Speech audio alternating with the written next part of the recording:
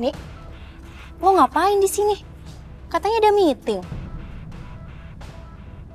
Lo sakit? Ya udah, lo ikut gue yuk. Gue anterin ke dokter sekalian gue mau jemput bokap. Lah, Hani kenapa ya? Sakit gigi apa nih anak? Ayo deh yuk. Ayo.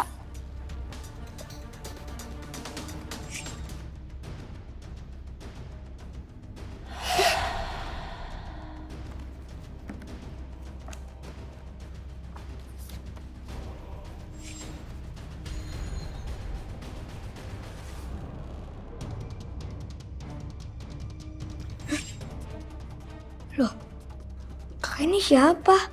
Dia kenapa? Hah? Hantu yang di belakangnya siapa? Lebih baik orang meditasi aja lah. Dan sembahyang.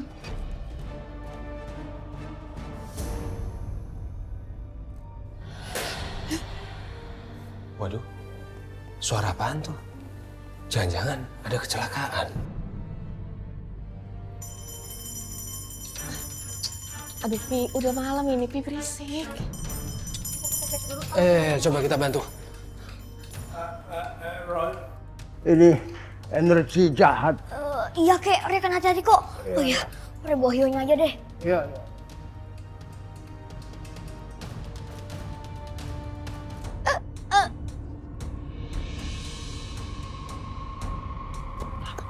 Ya ampun. tolong. Ini kan, bentar Pak. Ini perempuan yang ada di mata batin Roy. Ya Tuhan, izinkanlah kami untuk bantu. Ayo dia Pak, bantu Pak. Ayo. Mbak bangun Mbak. Hati-hati Pak, langsung angkat aja. Bawa masuk. Aneh sekali, jarang ada kendaraan yang lewat di depan rumah kami, apalagi sudah malam. Lebih aneh lagi, kami tidak pernah melihat gadis itu di sekitar komplek kami dan di sekitar rumah kami. Tapi Roy tahu namanya dari penglihatan yang ia dapatkan. Kami menunggu gadis ini sadar, lalu dia menceritakan kejadian yang sama persis dengan penglihatan Roy.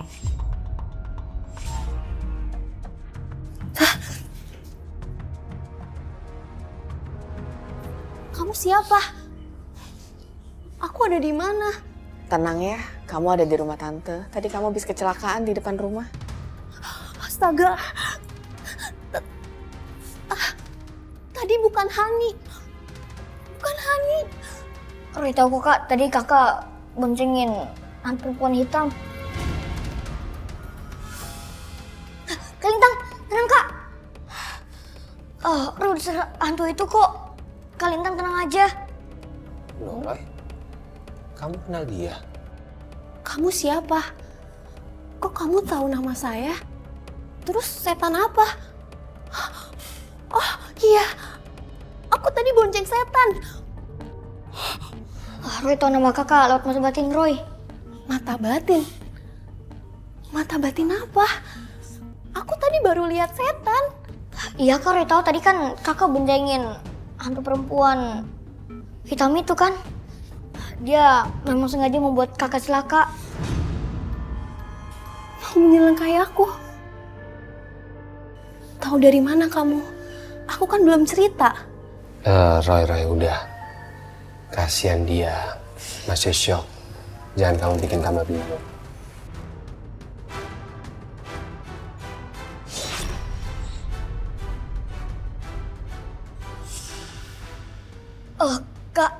Kakak dalam bahaya. Rupanya ada orang yang gak sayang sama kakak dan sengaja mengirim ilmu hitam. Ya ampun, Dek. Kamu tuh ngomong apa sih? Jangan ngada-ngada deh. Tapi Roy serius Kak. Om, Tante, makasih ya udah nolong aku. Aku harus buru-buru pergi. Aku harus jenguk Papa. Kalau gitu, Papa Roy aja yang nganterin. Siap. Gak usah, Roy. Aku bisa sendiri kok.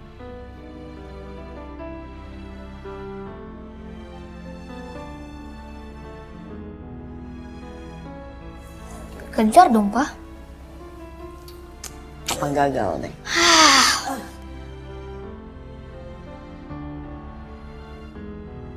Kak, tunggu Kak. Sana, urus mangsamu. Mampus kamu Lintang. Suruh siapa kamu menguasai semua harta papaku?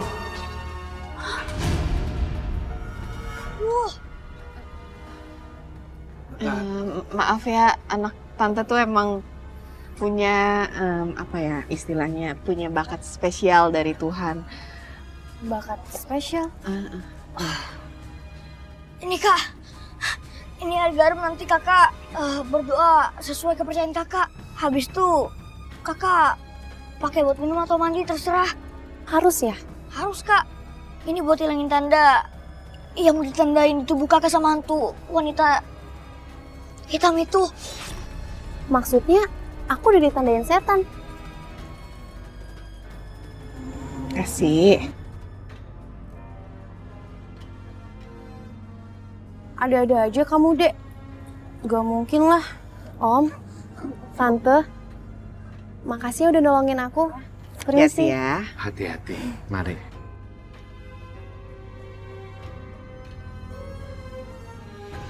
Kelihatan jelas kalau Lintang tidak percaya sama Roy. Roy sebenarnya waktu itu juga salah karena tidak bisa membaca situasi yang pas untuk menyampaikan peringatannya. Dan yang Roy takutkan sudah terjadi. Lintang tidak mandi dengan air garam. Jam udah mau habis lagi.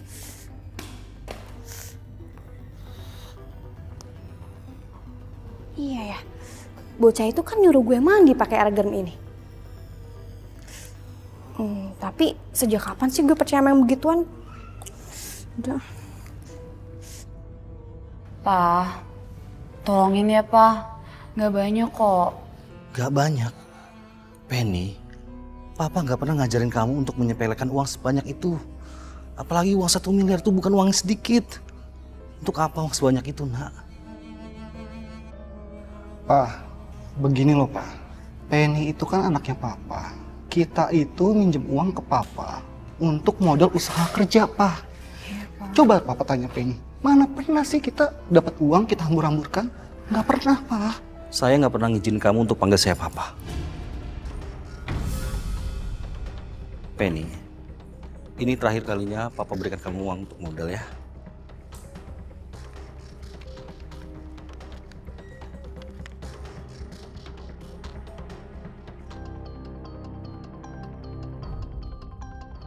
Inilah kenapa Papa dulu ngelarang kamu untuk asal pilih calon suami. Masa kamu pilih suami yang pemalas dan pengangguran seperti dia? Pak, saya ini bukan pemalas. Dan saya juga bukan pengangguran.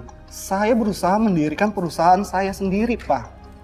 Saya hanya sial kena tipu rekan bisnis saya. Itu aja salah saya. Iya kan saya? Iya benar. Papa dengar kan? Dia bukan pemalas, Pa. Harusnya Papa tuh serahin perusahaan Papa ke kita. Papa kayaknya tuh udah nggak bisa lagi pegang perusahaan itu sendiri, Pa. Percaya sama aku, Pa.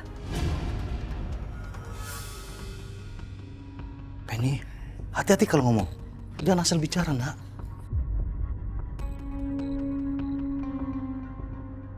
Astaga, Kak Penny lancang banget.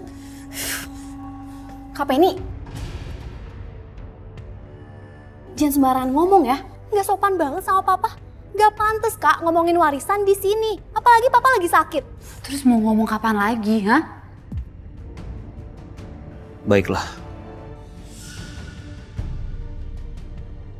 Baiklah apa, Pak? kalau kamu berdua ingin menerima keputusan pembagian warisan, Papa putuskan perusahaan keluarga kita akan dipegang oleh Lintang. Apa, Pa? Nggak. Papa nggak fair. Pak jahat. Ma,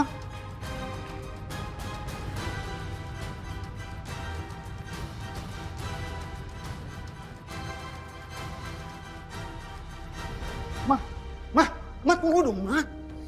Kamu gimana sih? Kok bingung deh?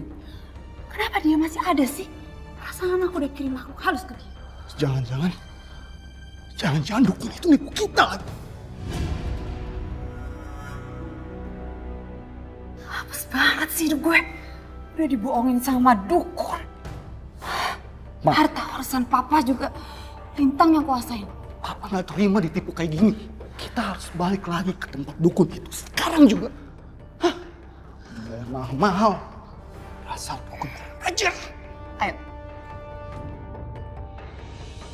Papa heran, Lin. Papa besarkan kamu dan kakak kamu itu di rumah yang sama, dengan cara yang sama. Tapi kenapa kalian menjadi pribadi yang berbeda ya? Apa dosa Papa? Tenang, Pak.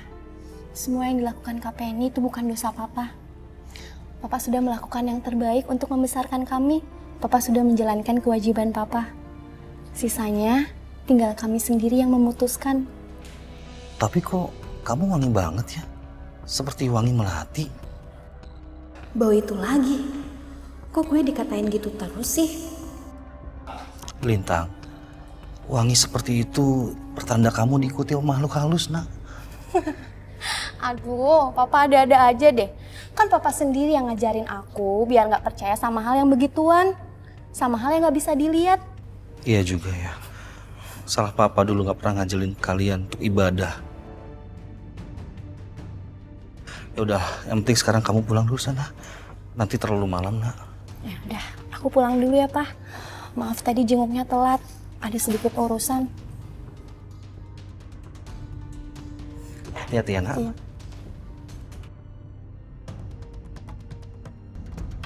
Aneh, hari ini udah berapa kali gue dikira pakai parfum melati. Sampai Papa juga nanya gitu. Loh, kok gue merinding gini ya? Kok sepi banget sih?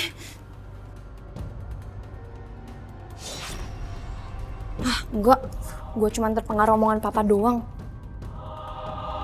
Enggak, itu cuma imajinasi gue doang. Omong kosong. Katanya bisa bikin hidup kita lebih enak. Dan bisa memikirkan Lintang dari hidup kita. Mana? Bagaimana sih? Saya udah bayar mahal-mahal juga. Tetap aja perusahaan di Chandra jatuh ke tangan Lintang. Aneh. Padahal aku memberi kalian yang paling penurut. Sepertinya ada yang mengganggu kita. Sebentar, saya lihat dulu.